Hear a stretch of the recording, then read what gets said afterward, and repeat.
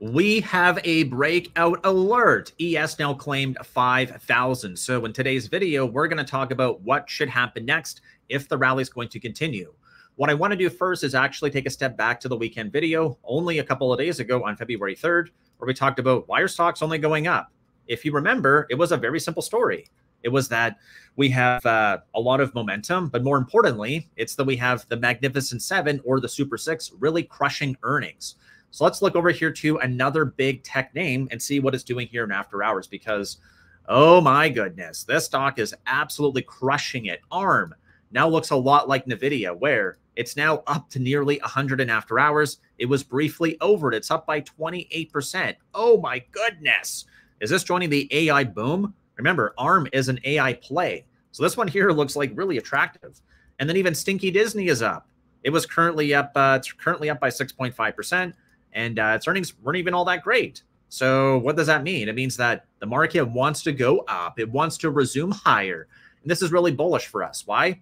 Because it just is. Yesterday, I said I was feeling a little bit worried about the pattern with QQQ. Let's give a quick update to that. Let's go hollow candles. Well, the bulls proved me wrong. So what happened? Well, we got two red bars in a row and, two full candles. Now we have a full one. Hollow, sorry. So what does that mean? We avoided the corrective wave, which I was looking for, that happened back in July. So far, I'm wrong, and the market wants to go higher. So what does this mean? Make it even simpler for me. All right, let's go through. So we talked about how there's likely going to be two scenarios. This is scenario one, which means that we're likely going to see continued strength to go higher and higher and higher and higher. And I will come back and talk about this one in a few minutes. I just want to get through the rest of the news first. So the second thing I want to talk about is that we also are back into extreme greed. And this is really notable because this time does look different. If you remember, for the last few weeks, I've been talking about how when we enter extreme greed and we get it fall back into greed, we usually go all the way back down to extreme fear. It happened the last two times.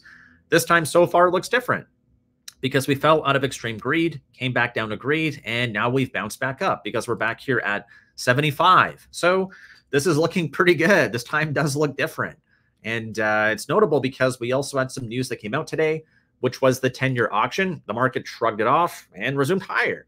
All right, so that seems like awfully simple. And honestly, I'm pretty surprised because what I mentioned on the weekend too is that we had limited upside of about 5 points to 500 and about 15 points for support down to the downside. But the market can remain irrational longer than we can remain solvent. So I'm now going to go over here to our story and tell you exactly what I think is going to happen next. I'm going to ask you for a huge favor first, though.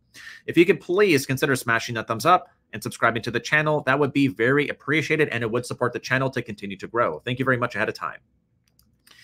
All right, so it's probably going to be no surprise. We don't have a break of the pattern yet. As worried as I have been, it just looks like I was a little bit of a worry word, and that's okay.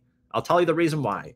It's because I tend to regret buying and it goes lower, or not selling and it goes lower more. So for me, hey, I'm a happy camper watching this. I'm still net long.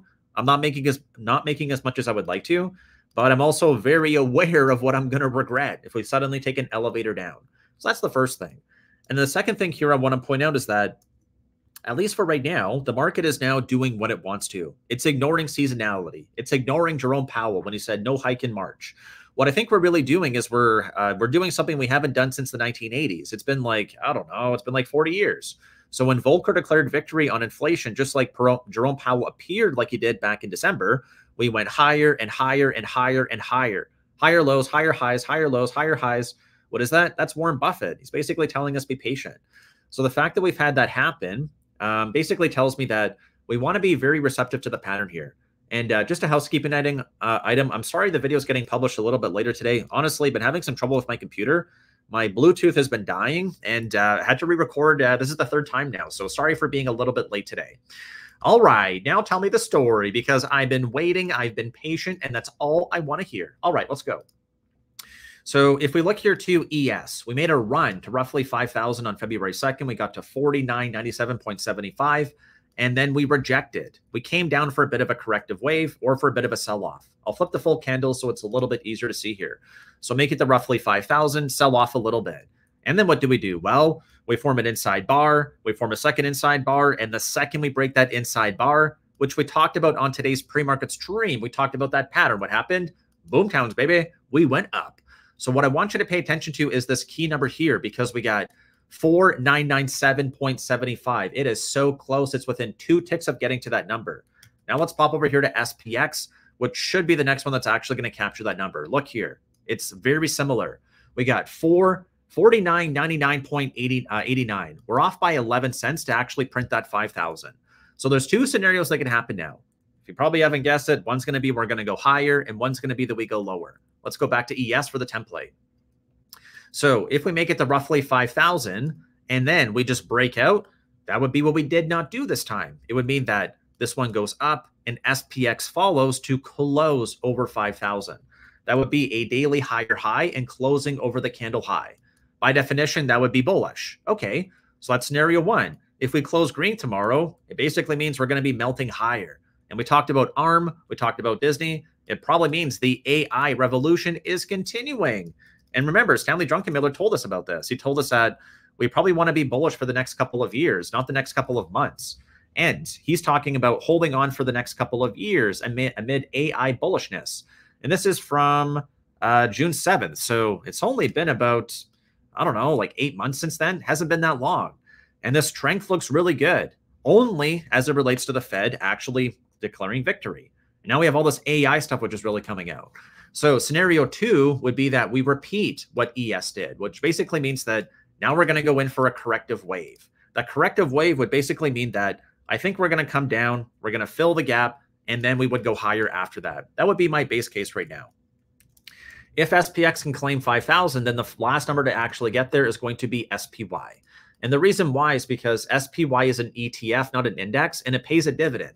So to make it really simple, ES gets above the key number first, SPX follows. But if we only track SPY and we claim 500, it means that the other 2 are already over. So let's make this even simpler for you because you're probably still a little bit confused. All right. So if we're going to get to 5K SPX and then sell off, I think we're going to come down for a gap fill. And this will be so important because it means that we're going to be filling the gap, but remaining above 492. And 492 is so important because it is a monthly higher high. So what that means is we're still respecting the Warren Buffett quote. And if we're not given a reason to doubt it, we want to be mindful of it. So that's pretty much it for today's show. I want to show you one more quick thing here too, just in terms of the risk on sentiment, because XLV or healthcare is now actually in a blue sky territory and joining that club. So the market continues to want to go higher. We're seeing more breadth and depth come in. And honestly, it's probably pretty painful for these bears.